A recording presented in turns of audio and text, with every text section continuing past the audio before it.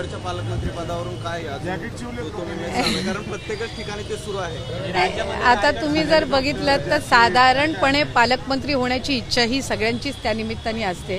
त्यामुळे आम्ही असे काही जिल्हे आहेत जिथे एकपेक्षा जास्ती मंत्री त्या जिल्ह्यामध्ये आहेत। स्वाभाविकरित्या प्रत्येकाला वाटतं की आपण आपल्या जिल्ह्याचं पालकमंत्री व्हावं, ती भावना असण्यामध्ये काही गैर नाही किंवा चूक नाही।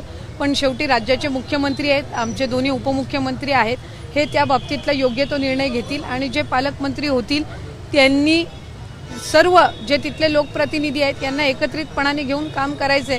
त्याच्यामुळे पुढच्या काही दिवसांमध्येच त्या संदर्भातली जी काही घोषणा ती आहे ती होईल आणि ती झाल्यानंतर जो तो आहे ते आपापल्या कामाला निश्चितपणाने जबाबदारीने लागेल। मी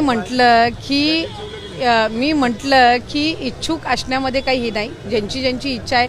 शेवटी मंत्री झालोय म्हटल्यावर जिल्ह्यामधनं मंत्री झालोय, पालकमंत्री होण्याची इच्छा असणं याच्यामध्ये काही चुकीचं नाही।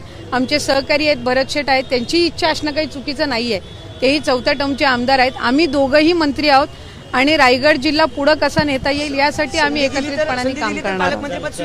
थँक्यू।